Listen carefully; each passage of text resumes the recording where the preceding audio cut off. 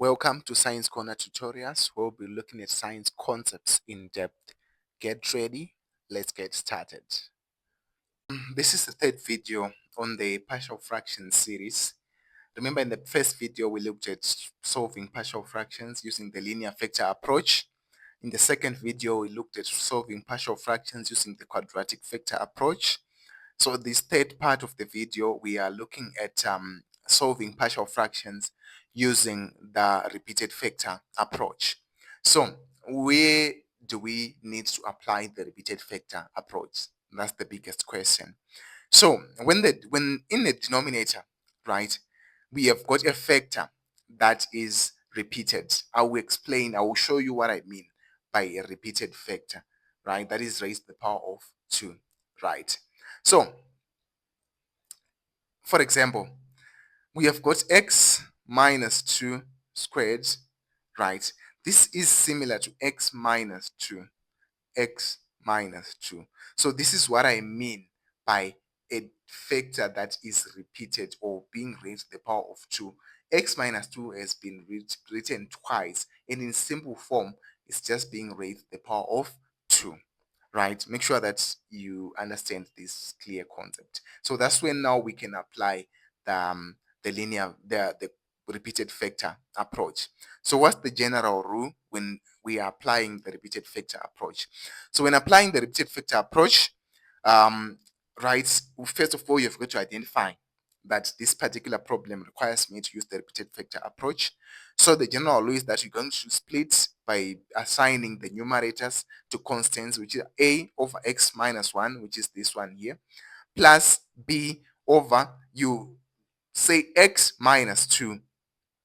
You take this one as it is, the denominator, then you raise it to the power of 1 first, right? Plus c over x minus 2 squared. So first of all, the denominator that has been repeated, right? You first take it as it is, then you raise it to the power of 1, like what we've done here. Then on the second part, you take it as it is, then you raise it to the power that it has been assigned to in the original question. Then from there, the rest is just simple solving, like what we were doing in the previous two videos. So it's 2x plus 1, right? You're going to get x minus 2 squared plus b, x minus 1, x minus 2 plus c, x minus 1. You're going to arrive here. Then from there, you simply solve for different values. So you solve for your c.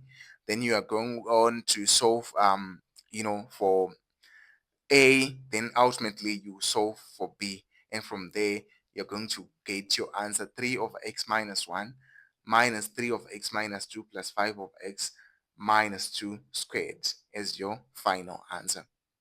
I think this is pretty much straightforward, right? So maybe just to take you back a bit so that maybe you might understand how we ended up with our different values. So remember here we had 2x plus 1, ax minus 2 squared, b bracket x minus 1, x minus 2 plus c, x minus 1, right? So I think this is straightforward, guys, how we arrived here. We just multiply, right, both sides by this denominator here.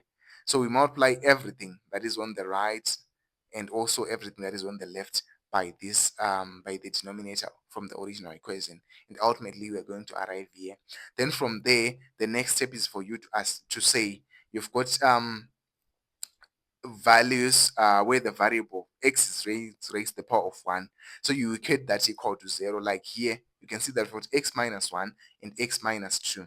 So it means that you can say when x is equals to, because remember our idea here is that we want to eliminate all other factors for us to remain with one factor that the constant, sorry, that we can solve for. So when x is equal to 1, it means if you put 1 here, substitute x by 1 and x by 1 here, you would have eliminated b and c, and you're now left with a, and you can now solve for a. Then when you say when x equal to 2, right here, it means that you've eliminated b and a, and you can now solve for c. So that's pretty much what we are supposed to do. I'm hoping that you are getting this quite straightforward concept clearly.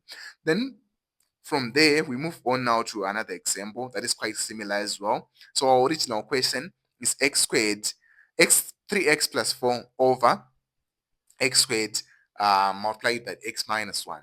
So how is this a repeated factor approach? So we have x squared is equal to x multiplied by x. So this is what will give you x squared. So it's a repeated factor approach. We just apply the same rule, right? We break it on the right hand side with a over x being raised to the power of 1, right? Then b over x the squared, which is now being raised to the power of 2. Then we say plus c over x minus 2. Then from there, we simply solve like what we did in the previous part. Then from there, we find our c being equal to 5 over 2, our a being equal to minus 2. Then also our c being equal to minus 5 over 2. Then ultimately, we are going to substitute the constants that we put in the first part. We will substitute to say, okay, when we found the value of a, which is 5 over 2, right? The value of b, we found it. The value of c, we found it. And ultimately, our final answer will be this one. So, thank you so much.